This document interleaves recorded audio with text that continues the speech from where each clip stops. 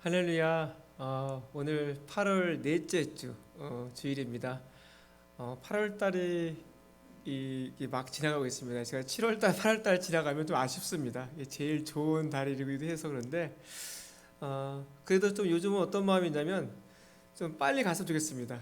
왜냐하면 코로나 백신이 빨리 나와서 이 코로나19 때문에 우리가 이렇게 좀 이렇게 많이 보고 싶은 성도들이 한 자리 하지 못하고 그래서 좀 시간이 빨리 가서 백신도 좀 빨리 나오고 이제 좀 더 우리가 안정된 곳에서 함께 예배하고 또 함께 만남도 갖고 그런 마음이 있어서 요즘은 좀 시간이 좀 빨리 가도 하나님 괜찮겠습니다. 그런 마음을 갖습니다. 오늘도 하나님 저희들 마음속에 함께 해주시고 예배로 주 앞에 나옵니다. 저희들이 예배 주님 받으시옵소서. 제가 묵상 기도함으로 주님 앞에 나가겠습니다. 사랑의 하나님 아버지 참 감사합니다. 언제나 저희들을 사랑하여 주셔서 이렇게 예배를 인도하여 주시고 하나님 누가 뭐라 해도 우리가 지켜야 될 자리 지켜야 될 그 모습을 놓치지 않게 해주시고 하나님 앞에 온전히 서게 하신 하나님 참 감사합니다. 아버지여 저희들의 중심을 기뻐 받아 주옵시고 아버지여 다른 것에 우리가 중요한 우선순위가 바뀌어지지 않도록 이끌어 주시고 항상 하나님 중심의 걸음들이 뗄 수 있도록 여호와여 도와주시옵소서. 오 주님 우리 예배를 주여 기억하여 주시고 또 오늘도 또 우리가 온라인으로 드리는 또 우리 성도들이 있습니다. 그들이 어떤 자리에 있든 그 자리에서 마음과 정성을 다해 예배할 때 주님의 신령한 은혜를 경험할 수 있도록 이끌어 주시고 우리가 온전한 예배자로 부족함이 없도록 지켜주시옵소서. 주님 코로나19로 또 어려운 가운데 있지만 주께서 만져주셔서 하나하나 이런 기회를 통하여 깨닫게 해주시고 또 주 앞에 더욱더 가까이 가게 해주시고 기도할 수 있는 저희들의 무릎이 될 수 있도록 이끌어 주옵소서. 주님 저희들의 예배 받으시옵소서. 이 모든 말씀 예수님 이름으로 기도드리옵나이다. 아멘. 우리 찬송가 455장입니다.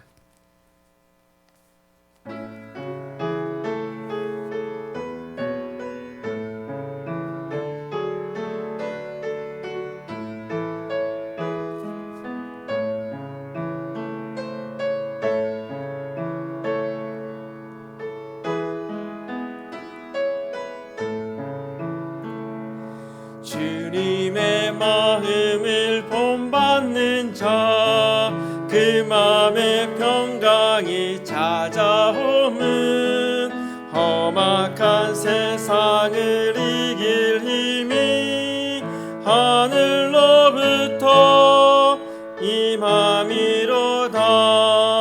주님의 마음 본받아 살면서 그 거룩하신 나도 이르리. 주 모습 내 눈에 안 보이며 그 음성 내 귀에 안 들려도 내 영혼 날마다 주를 만나 신령한 말씀 늘 배우도다. 주님의 마음 본받아 살면서 그 거룩하신 나도 이르리. 가는 길 거칠고 험하여도 내 맘에 불평이 없어짐은 십자가 고난을 이겨내신 주님의 마음 본받음이라. 주님의 마음 본받아 살면서 그 거룩하신 나도 이르리. 주 예수 세상에 다시 오시 그날엔 물성도 변화하여 주님의 빛나는 그 형상을 다 함께 보며 주 찬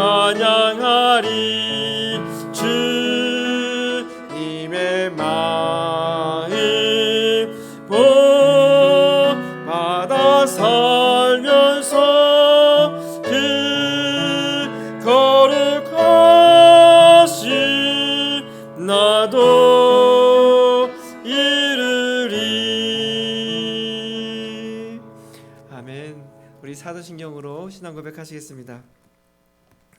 전능하사 천지를 만드신 하나님 아버지를 내가 믿사오며 그 외아들 우리 주 예수 그리스도를 믿사오니 이는 성령으로 잉태하사 동정녀 마리아에게 나시고 본드 빌라드에게 고난을 받으사 십자가에 못 박혀 죽으시고 장사한 지 사흘 만에 죽은 자 가운데서 다시 살아나시며 하늘에 오르사 전능하신 하나님 우편에 앉아 계시다가 저희로서 산자와 죽은 자를 심판하러 오시리라.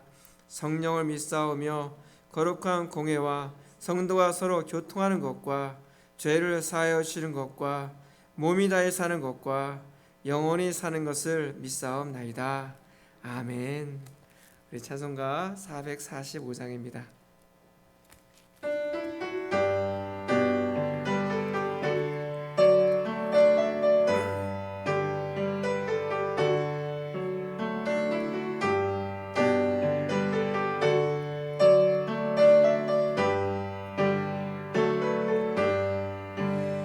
산을 넘어 험곡에 가도 빛 가운데로 걸어가며 주께서 항상 지키시기로 약속한 말씀 변치 않네. 하늘의 영광 하늘의 영광 너의 맘속에 차고도 넘쳐 할렐루야를 힘차게 불러 영원히 주를 찬양하리. 캄캄한 밤에 다닐지라도 주께서 나의 길 되시고 나에게 밝은 빛이 되시니 길 잃어버릴 염려 없네. 하늘의 영광 하늘의 영광 나의 맘속에 차고도 넘쳐 할렐루야를 힘차게 불러 영원히 주를 찬양하리. 광명한 그 빛 마음에 받아 찬란한 천국 바라보고 할렐루야를 힘차게 불러 날마다 빛에 걸어가리. 하늘의 영광 하늘의 영광 나의 맘속에 차고도 넘쳐 할렐루야를 힘차게 불러 영원히 주를 찬양하리. 아멘. 이 시간 우리를 대표해서 우리 도정석 권사님 기도 인도해 주시겠습니다.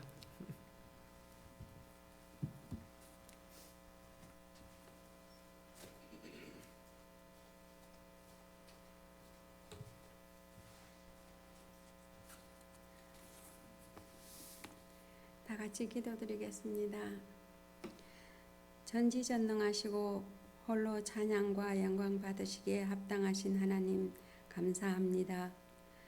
우리에게 호흡 주시고 살아갈 소망을 주셔서 오늘도 주님께 합당한 예배 드리려 교회에 왔습니다. 우리가 무엇이기에 이토록 사랑하시며 만세 전부터 인치시고 허락하셔서 주님 앞에 무릎 꿇고 기도할 수 있게 하시니 감사합니다. 항상 사랑이시고 긍휼하신 하나님, 매일의 생활에서 주님을 망각하고 제 마음대로 살아왔을 때가 많음을 고백합니다. 시시때때로 악한 사탄의 마음으로 나의 유익을 먼저 생각했고 남을 사랑하기를 충분히 하지 못했으며 보이는 대로 남을 판단하고 지적질 해왔음을 또한 고백합니다. 원수를 사랑하란 말씀을 그냥 미운 사람은 무시하고 무관심으로 대해도 되는 것처럼 이해했습니다. 매일 매 순간 기도와 간구로 주님께 매달리지 못했고 어려운 일 앞에서는 웅크리고 남에게로 탓하며 불평불만 속에 사탄의 노예가 되려 했습니다. 오늘 이 자리에서 후회하며 돌아와 주님 앞에 서 있는 우리를 불쌍히 여겨주셔서 회개하는 우리를 용서하여 주옵시고 깨끗한 마음이 되도록 나사렛 예수님의 보혈로 씻어 주시옵소서. 온전히 깨끗한 마음으로 합당한 열매를 드릴 수 있게 하옵소서. 말씀이 육신이 되어 오신 주 하나님, 우리에게 성령 충만함을 부어 주시옵소서. 더럽고 추한 모습 버리고 온전하신 주님처럼 거룩하게 하여 주시옵소서. 화목하고 사랑과 긍휼과 겸손과 자비가 보편화되게 아름다워지는 모든 성도들이 되게 도와주시옵소서. 눈을 들 때 다른 사람을 비판하기보다는 상대의 아름다움이 먼저 보이게 하시고 말씀을 우러러 지혜의 샘이 터지고 주님의 거룩함을 본받는 교회가 되게 하소서. 주님께서 주시는 성령 충만히 받을 수 있는 교회의 모습이 되도록 각 사람에게 은혜 내려 주시옵소서. 코로나 병균으로 전 세계의 민족들이 두려움에 떨고 아파하고 있습니다. 많은 사람이 죽어가고 있습니다. 먼저 주님께서 자비하시사 우리의 죄를 사하시고 악한 병균 사라지게 하옵소서. 두려움에 떠는 사람들이 주님을 위해서 담대하게 하옵시고 경제적으로 육체적으로 어려움에 처한 사람들을 주께서 위로하시고 힘내려 주시옵소서. 자비하신 주님, 우리는 아무것도 할 수 없으니 이 자리에 모인 성도님들이 각 가정과 기업과 일터에서 열심을 다하여 주님의 제자들이 해야 할 마땅할 생명들을 키우는 일에 전력을 할 수 있도록 성령 충만히 부어 주시옵소서. 주님 앞으로 나와서 봉사할 수 있도록 인도하여 주시옵소서. 주님을 믿음으로 각자의 마음에 아름다운 교회가 세워질 수 있도록 역사하여 주시옵소서. 오늘도 이 아름다운 교회를 키우기 위해 주님의 말씀을 전달하실 목사님께도 주님 함께 하셔서 은혜와 평강의 말씀으로 채워주시옵소서. 목사님을 도와 함께 봉사할 수 있는 참된 일꾼을 채워주셔서 동역의 기쁨과 힘으로 채워주시옵소서.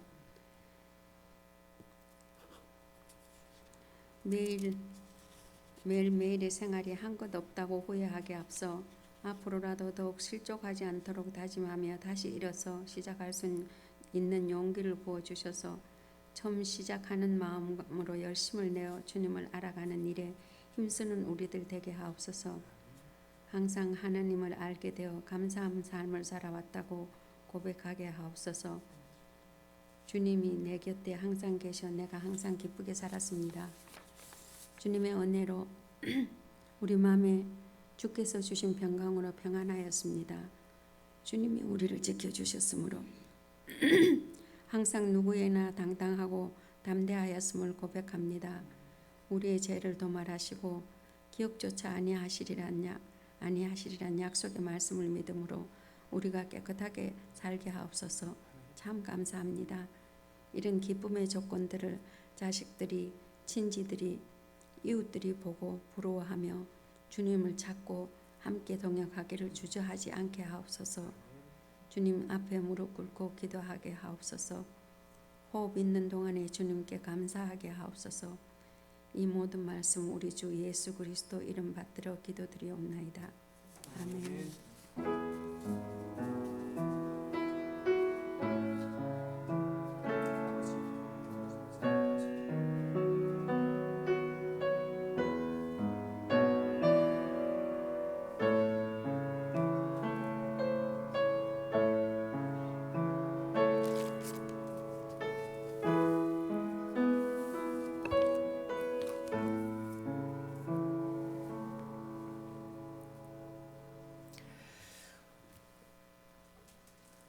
오늘 하나님 말씀은요, 베드로후서 1장 5절에서 7절 말씀입니다.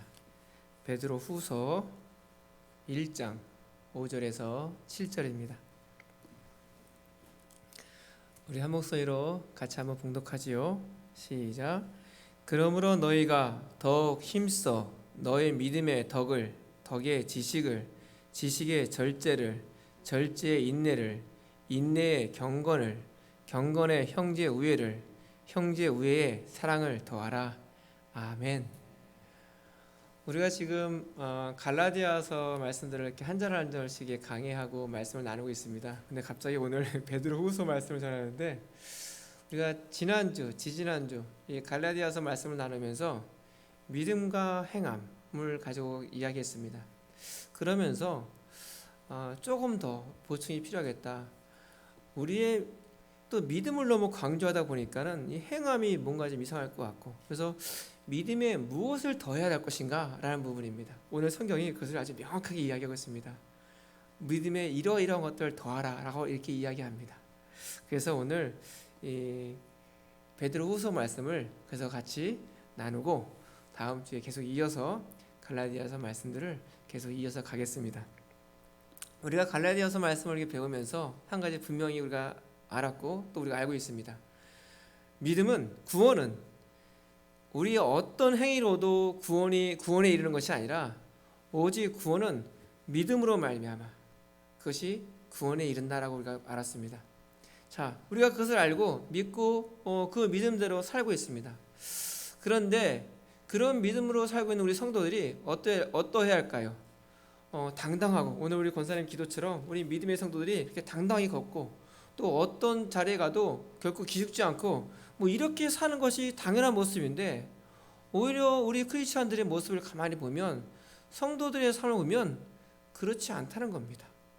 믿음은 있는데 삶의 현장에 가서는 뭔가 쭈삣쭈삣거리고 뭔가 자신이 없고 또 자기가 신앙생활을 한다는 것도 과감하게 막 드러내지 못하고 막 이러는 성도들이 의외로 많이 있다는 겁니다.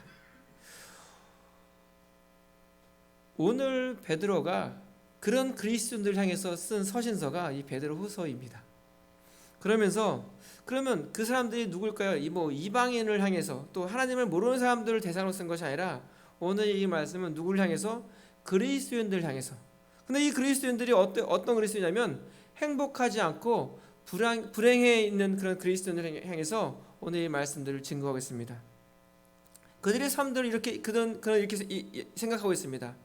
그리스도인인데 당당하지 못하고 아주 확실하게 무력했고 힘이 없고 삶에 아무 성과도 없는 듯 그렇게 보였고, 그리고 남들에게도 유익을 끼치지 못하고 있는 겁니다.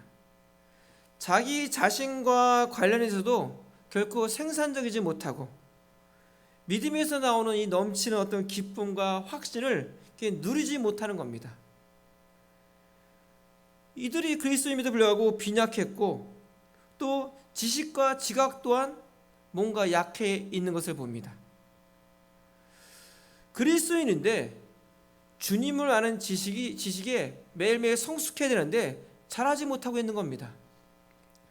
엄청난 지식과 지각을 얻을 수 있었음에도 이들은 얻지 못했습니다. 명백하고 분명한 그리스도임에도 불구하고 그들의 삶 속에서 그 증거가 거의 나타나지 않은 것 같습니다. 오늘 베드로가 그런 성도들 향해서 지금 이야기하고 있는 겁니다. 회심의 의미도 이해하지 못한 것 같고, 옛 죄가 깨끗하게 된 것도 잃어버린 것 같습니다. 진리를 이해하는 측면에서 열매가 없고 지각이 없을 때 대개는 본인이 거룩한 삶을 사는데도 실패하고 또 남들에게 유익하고 가치 있는 삶을 사는데도 성공할 수 없습니다. 이 편지를 받는 자들에 대한 묘사를 오늘 베드로는 이렇게 이야기하고 있는데, 그 묘사가 오늘 우리 성도들, 우리 그리스도인들의 모습도 별반 차이가 없다는 겁니다. 왜 그럴까요?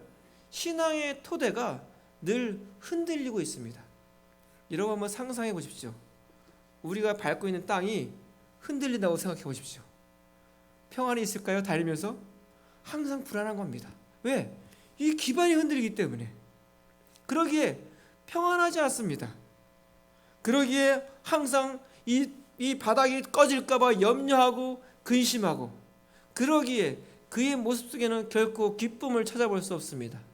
그러기에 그의 삶에는 어떤 생기 있는 모습, 활력 있는 모습도 찾아볼 수 없습니다. 항상 걱정과 어두움의 그림자가 그의 모습 속에 그의 온몸에 배어 있습니다.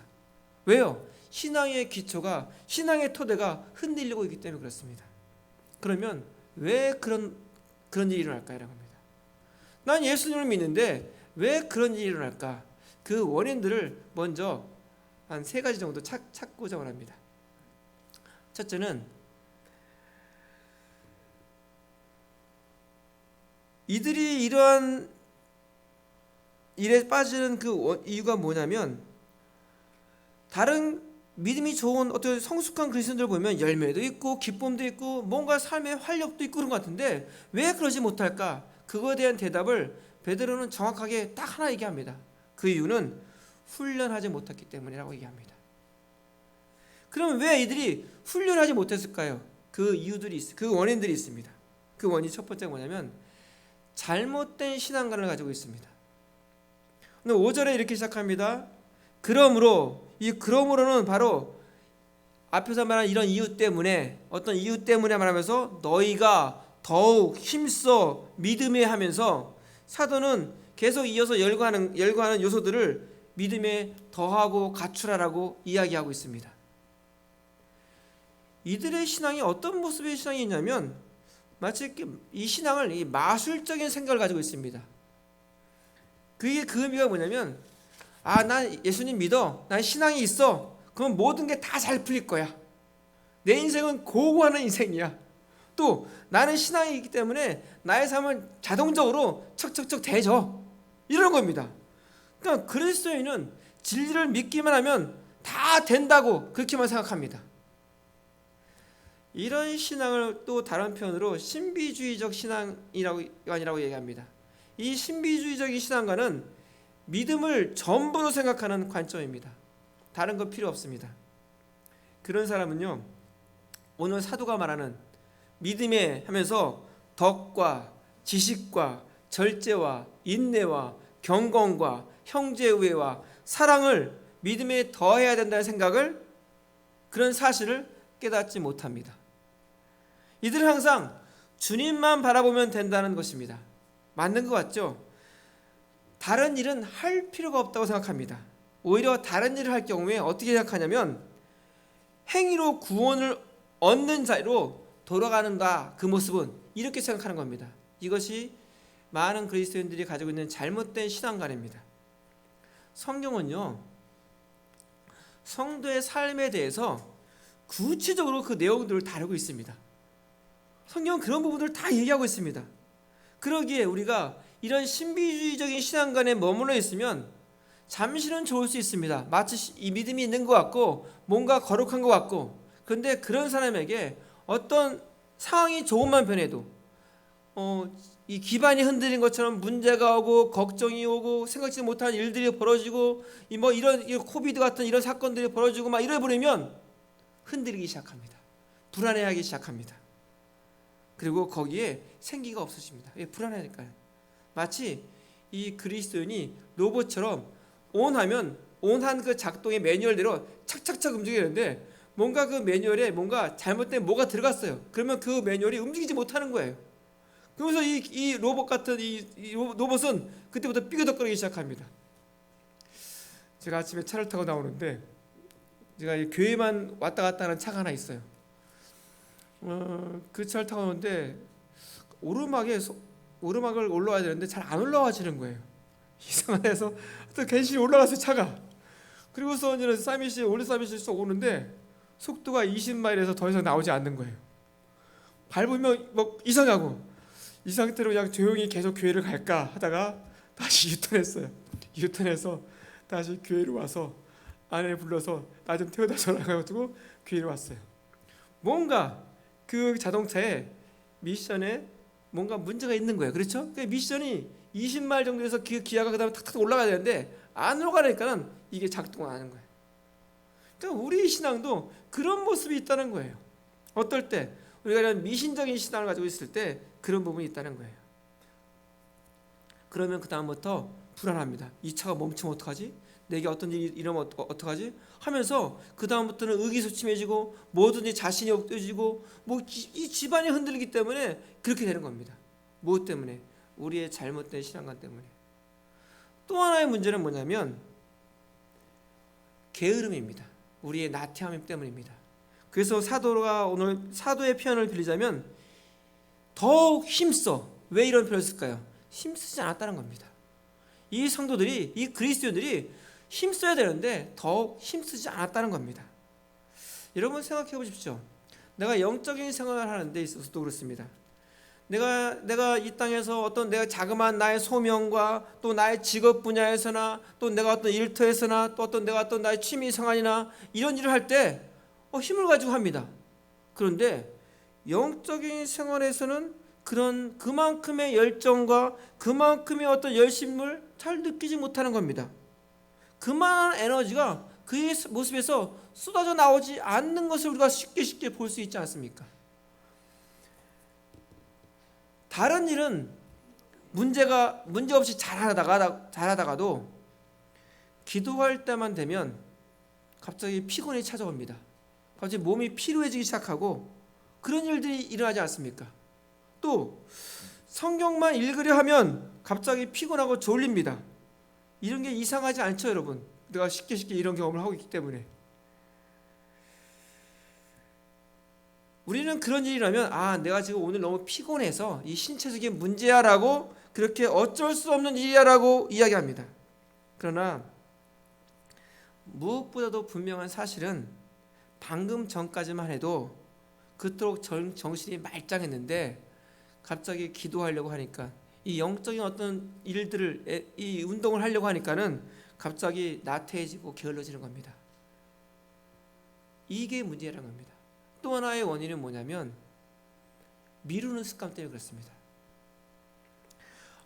난 말씀 배우고 싶어. 난 말씀 읽어야 돼. 기도해야 돼. 나 영적 훈련 받고 싶어.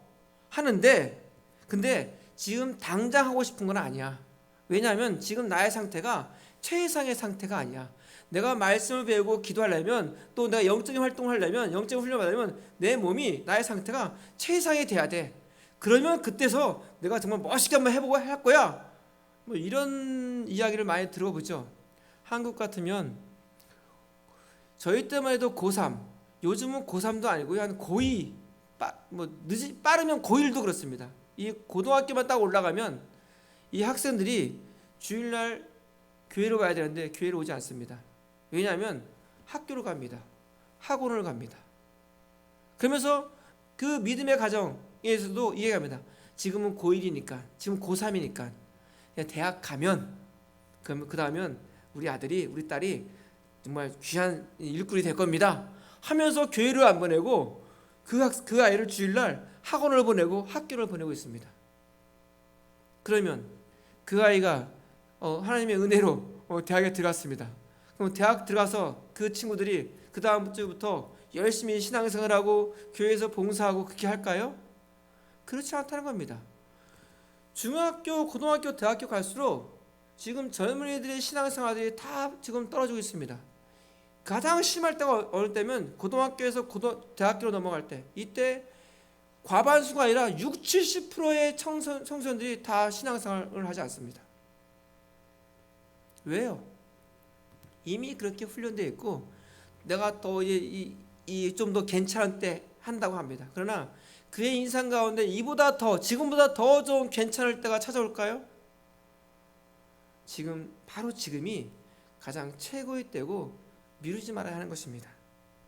여러분 보십시오. 이처럼 우리 대부분의 삶이 심각할 정도로 훈련되어지 못하여 있고 질서가 잡혀있지 않는 삶들을 우리가 살고 있고 그런 우리의 삶들을 그 누구도 반박할 여지가 없다는 겁니다. 오늘날 보십시오. 우리 주변 세상과 또 생활체계 자체가 그리스도인의 삶을 거의 불가능하게 만들고 있습니다. 우리는 이야기합니다. 외적인 요소들이 우리를 너무 강제하기 때문에 이것만 없으면 할 수 있어. 그럴까요? 그렇지 않습니다. 이 떠내려갈 수 있는 위험을 우리 자신이 깨닫지 못하고 저항하지 않기 때문에 나도 모르는 사이에 무식 중에 떠내려가고 있는 겁니다. 그리고 떠내려가 있으면서도 그것이 위험한지를 모르고 있습니다. 오늘날 우리가 영적 생활하는 데 있어서 하나님과의 관계를 맺는 데 있어서 우리를 분산시키게 만든 것들이 너무 많이 있습니다. 이 대표적인 것 중에 하나가 이 휴대폰입니다. 휴대폰. 우리 이 휴대폰을 가지고 우리 아이들만 가지고 막 뭐 얘기합니다. 지금 6살짜리, 7살짜리 초등학생들 보면서 얘네들은 휴대폰 가지고 끼고 살아. 청소년들 봐, 휴대폰 가지고 끼고 살아. 나는 여러분들은 어떻습니까? 요즘 이 매스미디어의 발달로 인해서 우리가 영적 생활을 하지 못하게 만드는 일들이 흔히 있습니다. 또 이것뿐만 아니라 여러분들의 취미 활동, 여러분들을 즐겁게 하는 일들, 또 여러분의 만남들, 또 약속들, 이런 일들로 하여금 내가 하나님과의 관계를 맺게 하는 것들을 분산시킵니다. 우리가 기억하십시오. 우리 모두 나 자신의 삶을 위해서, 내 자신의 삶을 살기 위해, 내가 하나님의 백성을 살기 위해서 이런 일들에, 이런 상황들에 싸워야 합니다. 많은 사람들이 내가 뭘 하려고 하는지 모르겠어요. 원하는 만큼 내가 성경도 읽고 묵상도 해야 할 텐데 시간이 없어요 라는 그런 이야기를 우리는 너무너무 쉽게 듣고 있어요.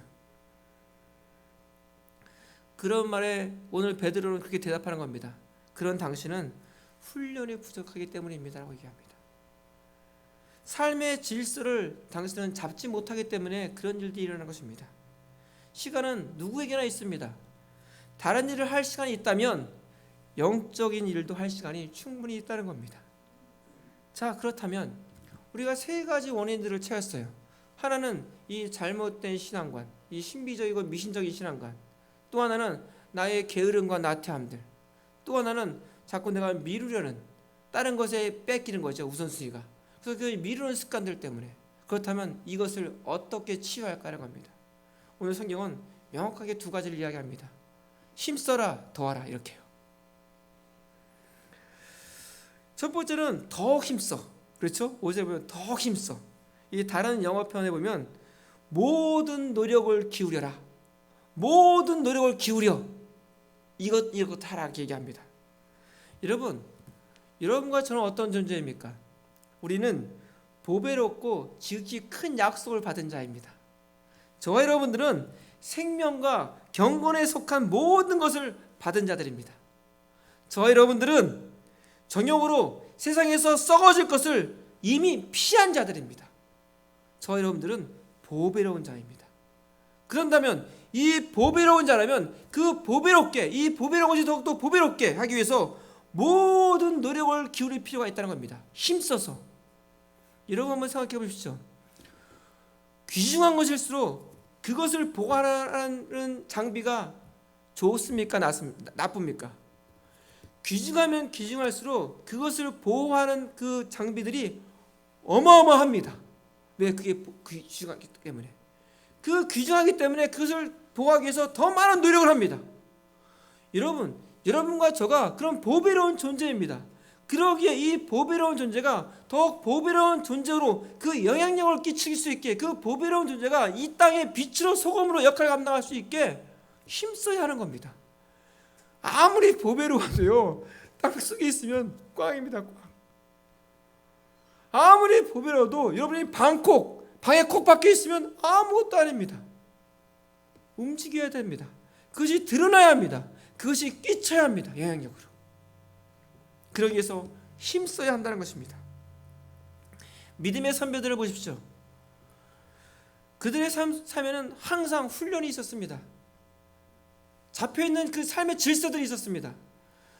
제가 대학교 다닐 때 청교도인들에 꽂혀가지고 제 책도 보면 거의 3분의 2 이상이 이 청교도 신학자들의 책입니다. 그분들의 삶과 그분들의 정기와 그분들의 책들을 읽느라고 아주 정신이 없었습니다. 우리가 잘 아는 조나단 에드워드, 데이비 브레이너드, 유명한 칼빈부터 시작해서 어마어마한 사람들이 있습니다. 여러분 그분들 보십시오. 그분들은 교단과는 상관이 없습니다. 그런 교단에 있기 때문에 그런 일을 해. 그게 아니면 교단과 그들과 상관없이 그들은 어떤 자리에서든 내가 하나님의 사람으로 훈련하기를 게을리하지 않았습니다. 성경도 그 부분을 굉장히 강조합니다. 히브리서 11장 6절에 보면 이런 말씀이 있습니다. 믿음이 없이는 하나님을 기쁘시게 하지 못하나니 하나님께 나아가는 자는 어떻게 해요? 반드시 그가 계신 것과 그가 자기를 찾는 자들의 자기를 여기에 자기를 찾는 자들에게 그 사이에 자기를 어떻게 부지런히 찾는 자들에게 상 주시는 이심을 믿어야 할지니라. 어떨 때? 성경은 이야기합니다. 하나님을 찾을 때 어떻게 해요?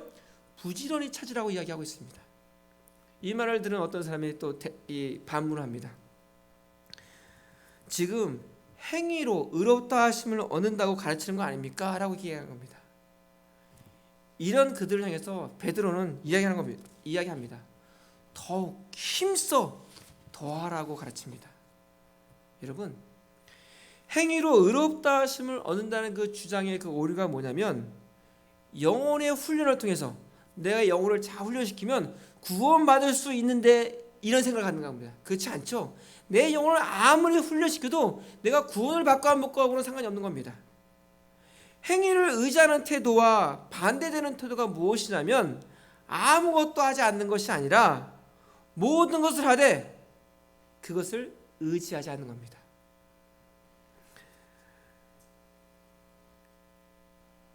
행위 자체에 문제가 없습니다.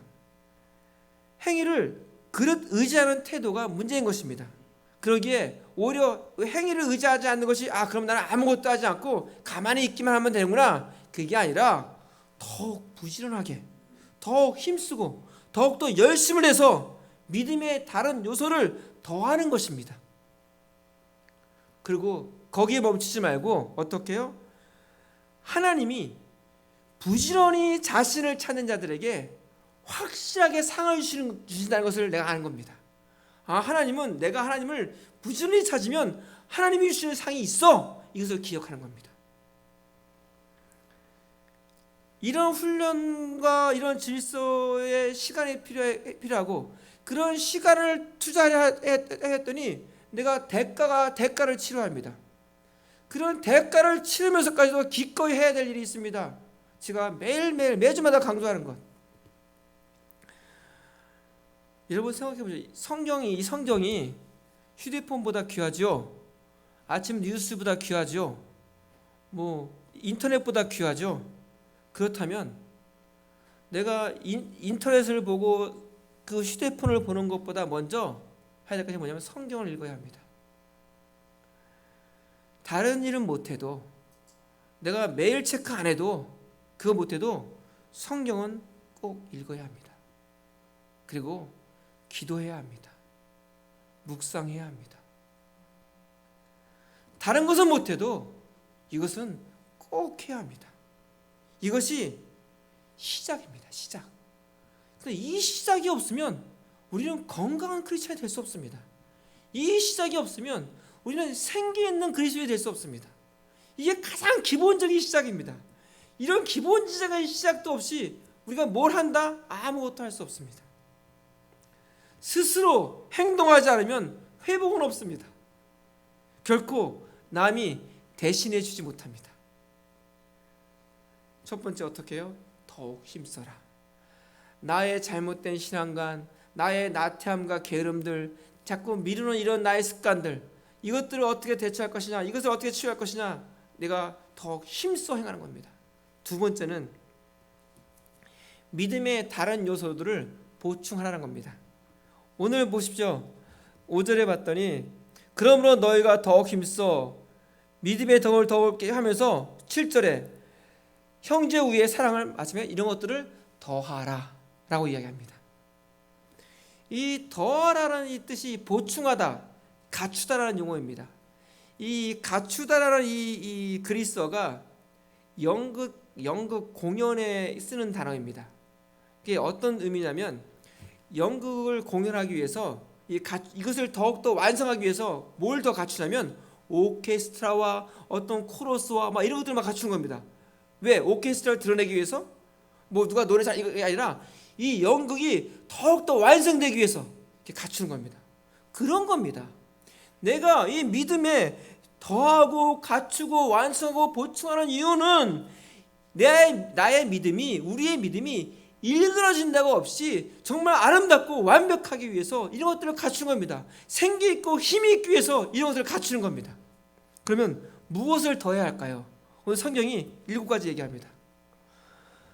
뭐 더 하고 싶으면 더 하십시오. 오늘 본문에서는 7가지 이야기합니다. 자, 믿음에 무엇을 더하라고요? 첫째, 덕을 더하라 라고 합니다. 이 덕이 뭘까요? 이 덕이 영어 성경에 봤더니 굿네스라고 그러는데, 이 덕이 우리가 흔히 생각하는 뭐 좀 착하고 남에게 좀 친절하고 이런 거겠지. 그런 여기서 말하는 이 덕은 그런 덕이 아니라, 이 여기서 말하는 덕은 에너지입니다. 에너지. 이 도덕적 에너지입니다. 맞아, 한마디로 뭐냐면 능력과 활력을 말합니다. 믿음을 가지고 있는데 맥이 없습니다. 믿음을 가지고 있는데 막 다 걸어도 다리를 질질 끌고 다닙니다. 힘이 없은 것처럼.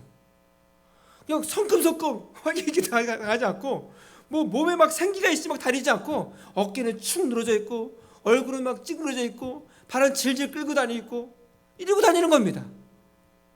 왜 그럴까요? 덕이 부족합니다. 에너지가 부족합니다. 에너지입니다. 에너지가 부족합니다. 여러분 보십시오. 자기가 좋아하는 운동 경기를 보는 사람들만 보십시오. 어떤 뭐 축구라든지 야구라든지 그것 끝게임을 운동하는 경기를 보십시오.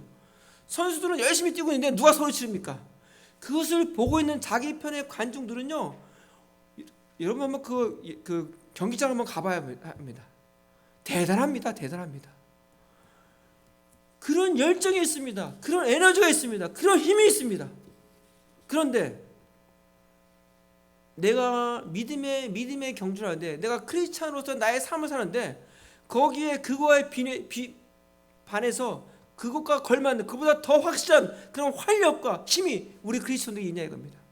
어딜 가도 기죽지 않고 당당하고 결코 얼굴 찡그리지 않고 누구를 대하든 편안하게 대해줄 수 있고, 누가 그럴 수 있습니까? 마음에 힘이 있는 사람입니다. 에너지가 있는 사람입니다. 그게 무엇이죠? 덕입니다. 믿음의 파워입니다. 믿음의 이것을 더하라는 것입니다. 나의 신분이 뭔데요? 나의 신분은 내가 누구를 아버지라고 부르는데요? 하나님을 아버지라고 부르는 사람입니다. 여러분, 그런 파워가 있는 겁니다. 이것은 저절로 느껴지는 겁니다. 그절로 나타나는 모습입니다. 어떤 자리, 어떤 상황, 누구를 만나든 이게 덕입니다. 믿음의 이 덕을 더해라. 그리고 이 덕에 무엇을 더해라? 지식을 더하라고 얘기합니다. 이 지식은 단순히 교리를 아는 지식이 아닙니다. 그냥 단순히 성경을 알고, 나 성경 알아, 창세기가 어떤 내용인지 알아, 내가 출애굽기 어떤 내용인지 알아, 이 정도로 얘기하는 것이 아닙니다. 말씀을 대할 때 말씀을 통해서 깨달아지는 이 통찰력, 지각, 바로 이런 깨우침을 의미하는 겁니다. 이 지식은 내가 하나님을 아는데 그저 하나님이 어떠한 분야가 아니라 하나님을 내가 분명히 아는 겁니다. 뭘 통해서? 깨우쳐진 겁니다.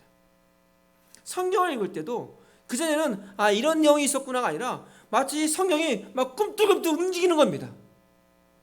이 성경이 나의 삶과 전혀 무관한 것이 아니라 이 말씀이 있는데 내가 어떻게 살아야 할지를 명확히 알려주는 겁니다. 깨달아 알아지는 겁니다. 이 지식입니다. 이런 지식. 그러면 말씀을 읽을 때 내가 반응할까요? 반응하지 않을까요? 반응하지 않을 수가 없는 겁니다. 왜? 깨달아지는데. 그전에는 여러분 성경을 읽다 보면 그런 거 느끼지 않나요? 1독하고 2독하고 3독하고 하는데 자주 아는 내용이에요. 근데 어느 순간인가 너무너무 잘 아는 말씀인데 유독히 그날 그걸 읽었을 때 그 말씀이 확 들어오는 겁니다. 깨달아지는 겁니다. 다른 그 맛이 달라지고 느낌이 달라지는 겁니다. 여러분, 이 깨달음이 있어야 사탄을 대적할 수 있습니다. 이 사단은요, 얼마나 이 기가 막히고 진짜 신묘막측한지, 그의 전략과 전술이 얼마나 대단한지 우리의 지식을 가지고, 우리의 경험을 가지고 대항할 수 없습니다. 이 지식이 없으면 결코 그를 파악할 수 없습니다. 이 지식이 있을 때 사단의 모든 전략이 한눈에 다 보여지기 시작합니다. 이 지식을 더하라는 겁니다. 그러기에 이 지식을 더하는 것이 만만하지 않습니다. 여러분들이 시간을 투자해야 되고 노력을 해야 되고 애를 써야 합니다. 배워야 합니다. 읽고 묵상해야 합니다. 또 훈련받아야 합니다. 그렇죠? 그만한 가치가 있는 겁니다. 자, 덕의 지식을, 지식의 뭘요? 거기에 필요한 것이 뭐냐면 절제입니다. 자제력이죠. 컨트롤하는 건데, 셀프 컨트롤하는 건데, 어떤 컨트롤이냐면 그러니까 나의 삶의 한 부분을 내가 통제해, 이 컨트롤해, 이게 아니라 나의 삶의 측면의 하나하나 전부를 내가 컨트롤하는 겁니다. 어디까지? 먹는 것까지. 하물며 먹는 것까지도 내가 컨트롤할 수 있어야 합니다. 요즘 한국 보면 먹방 뭐 유튜브가 많이 있고, 뭐 요즘 보면은 뭐 다이어트하고 간헐적 다이어트 한다고 하면서 예를 들어서 6시에 저녁 6시에 밥을 먹으면 16시간 동안 그 다음 날 몇 시까지야? 생각이 안 나네. 하여튼 뭐 그 다음 날 10시까지만 밥을 안 먹고 예를 들어 그 다음 날 오전 10시부터 그다음 저녁 6시까지는 아무렇게나 먹어도 돼 하면서 막 폭발적으로 먹는 사람이 있습니다. 근데 더 먹는 게 너무 아까우니까는 이거 속을 비워가면서 먹습니다. 뭐가 떠오릅니까? 이 로마 시대의 그 퇴폐한 그 문화들, 그들이 어떻게 했습니까? 앉아서 먹는 것도 불편한 겁니다. 삐딱하게 누워가지고 어마어마한 음식을 먹습니다. 근데 아무리 먹어도 이 많은 걸 어떻게 먹습니까? 근데 먹고 싶은 게 너무 많습니다. 어떻게 해요? 이걸 다 토해냅니다. 그리고 또 먹습니다. 그러니 그의 생명이 짧아질 수밖에 없죠. 절제하지 못하면 육체도 죽고요, 영도 죽어요. 절제가 힘든 것 같은데 절제를 해야 우리가 살아나요. 내가 절제하지 못하면, 생각해 보십시오. 우리가 절제하지 못하면 우리 인생이 죄된 인생이에요. 그렇다면 내 입에서 선한 말이 먼저 나올까요? 악한 말이 먼저 나올까요? 또 내 입에서 좋은 감정이 먼저 느껴질까요? 나쁜 감정이 먼저 느껴질까요? 우리는 악한 존재이기 때문에, 죄된 존재이기 때문에 악한 말이 먼저 나오고 악한 감정이 먼저 나오게 돼 있어요. 사랑하는 마음보다 미워하는 마음이 먼저 보이고, 이 사람의 잘한 모습보다도 그릇된 모습이 먼저 보이게 돼 있어요. 말하고 싶어도 꼬집고 지적하고 이것이 먼저 나오지, 너 잘했어, 너 너무 훌륭해, 이런 말이 안 나와요. 내가 절제해야 돼요. 무엇이? 나의 이 저용적인 말들, 내가 먼저 맺고 싶은 이런 그릇된 말들을 절제할 수 있을 때 관계도 살고요, 내 영도 살고요, 내 몸이 사는 거예요. 그럴 때 그의 삶은 파워풀해지는 거예요. 자, 덕에, 지식에, 절제 부족해요. 뭘 더하래요? 그 다음에 인내를 더하래요. 여러분, 인내 그러면 뭐예요? 참는 거예요. 맞아요, 참는 거예요. 근데 우리가 오해하는 게 있어요. 참고 아무것도 안 해요. 참느라고 방콕에 있어요. 참느라고 그냥 산속에 들어가요. 사람과 안 만나는 거예요. 아, 나 더 이상 나는 화내기 싫어. 난 더 이상 내가 다른 사람에게 나쁜 소리 하기 싫어. 그러면서 방에 처박혀 있고 산속에 혼자 있고. 여러분, 이건 인내가 아니에요. 인내는 내가 선한 일을 하는데, 내가 그리스도인으로서 합당한 걸음을 떼는데 이것을 못하게 하는 방해가 있고 핍박이 있고 불이익이 있는 거예요. 내가 그 믿음의 경주를 하려는데 그걸 할 경우에 내 욕심대로 내 이익을 위해 살려면 불이익이 너무 많은 거예요. 인내는 뭐냐면, 그러면 그거를 안 하는 게 아니라 그 불이익에 그 사람을 대항하고 그 사람과 싸우는 것이 아니라 그들에게 어떤 소리도, 어떤 항변도, 어떤 대항도, 보복도 하지 않냐고 계속해서 내가 하고 있는 그 옳은 일들을 하는 거예요. 그게 인내예요. 인내가 가만히 참고 가만히 있는 게 인내가 아니라, 내가 참고 이 사람이 나에게 막 싫은 소리 했어요. 그걸 참고 나는 어떻게 이 사람에게 선하게 대는 거예요. 이게 인내예요. 그냥 이 사람이 나에게 욕을 했어, 나는 욕 안 하고 참았어, 나는 인내하는 사람이야. 그게 아니라는 거예요. 욕을 들었으면 참고 그 사람을 사랑한다고 얘기하는 것이 그게 인내예요. 만만치 않죠? 자, 절제에 인내를 더하래요. 그것도 부족해요. 뭘 더하래요? 경건을 더하래요. 경건은 무엇일까요? 사랑과의 관계가 아니라 하나님과의 나의 관계를 이야기해요. 하나님과의 나의 관계를 더 깊게 만드는 거예요. 그래서 우리가 흔히 이게 친밀감이라고 하죠. 인티머시인가요? 그러니까 친밀감이에요. 하나님과 나가 얼마큼 친해지느냐. 친하면 친할수록 어떻게 돼요? 여러분, 사랑해서 결혼했죠? 여러분, 연애할 때 어땠어요? 내가 사랑하는 사람을 위해서 그가 좋아하는 거 하는 거예요. 그 사람이 뭘 좋아할까? 친하면 친할수록 시간을 보낼수록 그 사람이 뭘 좋아하고 뭘 음식이 어떤 음식을 좋아하고 또 어떤 곳을 가는 걸 좋아하고 이걸 알게 되는 거예요. 근데 가만히 보면 나는 그거 안 좋아하는데 나는 거기 가는 거 안 좋아하는데 이 사람이 좋아하면 기꺼이 가는 거예요. 왜? 그 사람이 좋아하기 때문에. 친밀해지면 상대방의 마음을 아는 거예요. 내가 하나님과 친밀해지면 아버지 하나님의 마음을 알게 돼 있어요. 그 사람이 경건한 사람이에요. 그 다음부터 나의 삶이 어떻게? 아버지 하나님의 마음에 합한 삶들을 살기 시작하는 거예요. 그래서 성경은 어떻게 하면 진정한 경건이 무엇이냐? 참된 경건이 무엇이냐? 고아와 과부를 구제하는 것이다. 여러분, 경건은 주일날 예배 잘 드리고 그냥 내가 기도 열심히 하고 그냥 내가 혼자서 성경 열심히 읽고 이게 경건이 아니에요. 그건 경건의 베이직이에요. 그건 그 다음부터가 경건이에요. 경건은 나타나는 거예요. 그래서 그런 삶이 뭘 나타낼 것이냐? 경건도 저도 볼 때는 이것도 동사겠다. 이것도 명사가 아니라 이것도 동사겠다. 성경에 이렇게 얘기잖아요. 고아와 과부를 돌보라고. 연약한 영혼들 돌봐주고 내가 좀 넉넉하게 뭐가 있으면 좀 나누어 주고 믿음으로. 이게 경건이라는 거예요. 어떨 때 이게 가능해요? 나와 하나님의 관계가 친밀할 때, 이 인티머시가 이루어졌을 때, 이럴 때 이 경건이 일어나요. 그러면 그 다음에 두 가지 더 있어요. 경건의 형제 우애를, 형제 우애의 사랑을. 형제 우애는 뭐냐면 우리 성도들과의 관계예요. 성도들을 사랑하라고 하고 여기서 사랑하자고 형제 우애라고 얘기해요. 왜 그럴까요? 가족이기 때문에. 왜요? 하나아버지를 우리가 부르고 있잖아요. 제가 부르는 하나님을 여러분은 아버지라고 부르잖아요. 여러분은 하나님을 아버지라고 부르잖아요. 그러면 우리가 하나님을 아버지로 둔 가족이에요. 우리는 형제예요. 그러기에 어떻게? 형제는 우애에 있어야 되는 거예요. 이 우애는 형제 간의 관계예요. 그러기에 여러분 형제 간의 관계 속에서 저 사람은 더 엄마가 더 잘해주고 이런 것 때문에 뭐 상처받고 그래요? 이건 성숙하지 못해서 그래요. 오히려 엄마가 내 동생 잘해주면 기뻐요. 또 나에게 뭘 시켜요. 그러면 그것 때문에 힘들어요? 아니죠. 내가 가족이기 때문에 당연히 그거 하는 거예요. 그냥 내 시간이 없어서 못해요 이런 게 어디 있어요. 그렇죠? 가족이기 때문에 가족에서 일이 필요하고 가족에서 보니까 나밖에는 할 사람이 없는 거예요. 그럼 내가 하는 거예요. 제가 둘째로 태어났어요. 삼남 1년대 형이 위에 하나 있고요. 형이랑 저랑 4살 차이예요. 밑으로 여동생이 있고 남동생이 막내가 있어요. 제가 둘째인데 제 위치가 재밌죠. 장남은 아버지 같은 사람이에요. 그리고 밑에 동생은 딸 하나예요.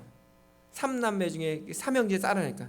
그리고 막내는 남동생인데 막내예요. 막내니까 이쁘잖아요. 딸이니까 이쁘고 형이니까 그렇고 중간에 이 둘째는 그래서 한동안 저희 아버님이 저를 양자로도 보낼 입양도 한번 하려고 했었어요. 진짜로. 이게 농담이 아니라 우리 엄마가 화를 내가지고 왜 못했는데 입양 갔으면 아마 제가 잘 살았을 거예요. 이 집에서. 왜? 제 위치가 그런 위치인 거예요. 그러니까 일도 보면 형이 중학교 2학년 때 교통사고 났어요. 그래서 오른쪽 다리가 절단됐어요.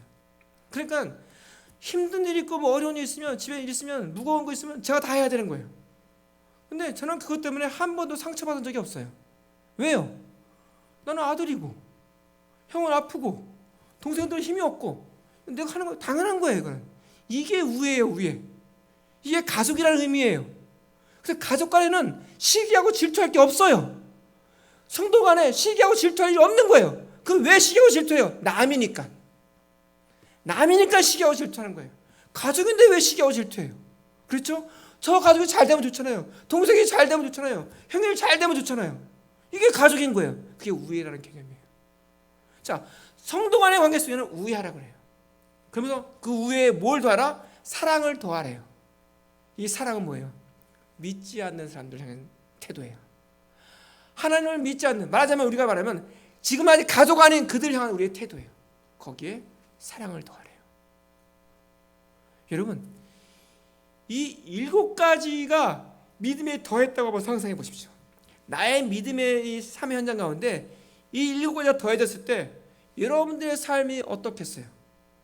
여러분들의 삶이 힘이 없어 어깨가 축 처지고 힘이 없어 다리 질질 끌고 다니고 얼굴은 온갖 고민은 다 가지고 있고 온갖 어려움은 다 가지고 있어. 항상 인상을 쓰고 있고 결코 밝음을 찾아볼 수 없고 그렇게 살 것 같아요? 아니죠. 그 믿음에 이 7가지 요소가 쫙 더해진다면 여러분들의 모습에 광채가 날 거예요. 그럼 이게 누구냐? 이게 성도예요. 성도는요, 그 모습에 광채가 나는 사람이에요. 성도는 그의 모습에 활력이 나는 사람이에요. 근데 왜 이 광채가 없어요? 이 믿음에 이것을 더하지 않아요. 엉뚱한 것을 더해요. 자기 욕심, 자기 의, 자기 고집 이런 것들을 더하고 있어요. 그러니 광채가 안 나고 점점점 그 광채를 좀 먹고 있잖아요. 사랑하는 성도 여러분, 우리는 거룩하고 보배로운 존재입니다. 하나님이 우리가 죄로 인해서 영원히 죽을 수밖에 없는 그런 존재였는데 주님께서 그 보혈의 피로 우리를 살려주셨고 우리에게 어떤 생명을 주셨냐면 예수님의 그 생명을 우리에게 주셨어요. 그리고 예수님께서 하나님께서 우리를 양자로 입양해 주셨어요. 그리고 우리를 그의 자녀라고 불러주셨어요. 그렇다면 나는 어떤 존재예요? 나는 이 땅의 백성이 아니라 이제 주를 주라고 고백하는 우리들은요, 하늘의 백성이고 하나님 백성이에요. 그것은 이 땅의 그 어떤 것보다도 최고 존귀한 자고 보배로운 존재예요. 그러면 보배로운 자면 보배로운 자답게 그의 삶에 그의 모습에 더해져지는 인생의 경주가 있어야 되고 인생의 날들이 있어야 되는데 나이가 들수록 우리가 이런 말이죠. 나이가 많이 들수록 고집만 더 세죠. 왜? 이것은요, 하나님 모르는 사람들 얘기하는 거예요. 하나님이 없는 사람은 그럴 수 있어요. 그러나 하나님을 만난 사람은 나이가 들면 들수록 그의 마음이, 그의 모습이 더욱더 밝아지고 더욱더 따뜻하고 그분의 이야기를 듣고 싶어서 귀를 기울이고 나이가 들면 들수록 주머니도 결코 인색하지 않고, 그렇죠. 당연하죠. 이게 그리스도인이에요. 사랑하는 성도 여러분, 이게 바로 구원받은 백성들의 삶의 모습이에요. 오늘 우리가 걸을 때 이 걸음을 떼는 그 걸음 위에 주님께서는 우리를 신성한 성품에 참여한 자라고 이야기하고 있고, 그러한 인생의 삶 속에 이런 걸 더해진다면 그의 삶 속에 기쁨과 영광이 있다고 말씀해 주셨고, 오늘 이 본문의 이 11장 11절에 보면 하나님이 나를 너에게 주실 것이라고 말씀하고 계세요. 그런 존재, 영광의 존재가 되어지고 영광의 영광을 받는 존재가 된다고 말씀해 주세요. 사랑하는 성도 여러분, 그런 보배 같은 존재가 꼼짝 안 하고 방콕하시겠습니까? 꼼짝 안 하고 땅에 묻혀 있겠습니까? 일어서십시오. 그 자리에서 나오십시오. 그리고 여러분들이 나와서 힘없고 빌빌거리고 연약한 성도들이 보인다면 그들을 깨우십시오. 그들을 껴안으십시오. 그들의 어깨 팔에 팔짱을 끼고 같이 걸으십시오. 그들에게 생기를 주십시오. 또 거기서 멈추지 말고 하나님을 몰라서 소망이 없고 죽음을 향해서 가는 저 고집만 쌓아가는 저 인생들 향해서 다가가십시오. 그들에게 여러분들의 생명을 흘려보내십시오. 그들에게 산소망이 무엇인지 보게 해주시고 새로운 삶의 의미들을 발견하게 해주셔서 우리의 믿음에 이런 것들을 더할 때 우리는 하나님께 영광 돌리는 자가 되어지고 이 땅에 그 아름다운 빛을 선포하는 그런 존재가 되는 겁니다. 이게 누구냐? 성도입니다.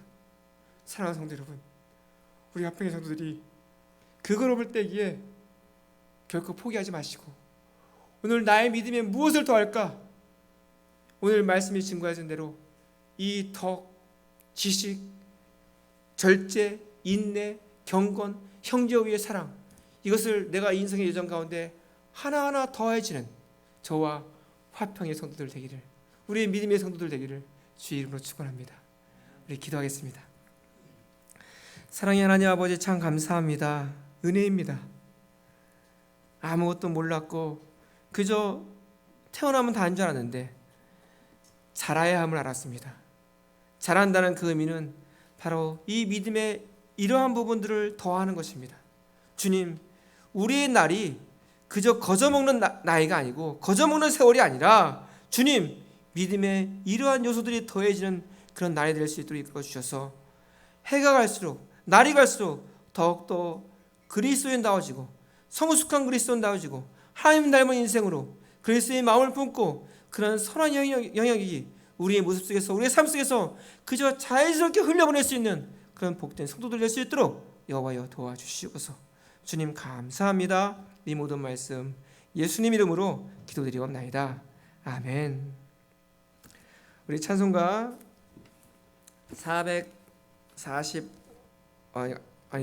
257장에 357장이죠. 357장 찬양하시면서 증비한 예물 하나님께 드리겠습니다.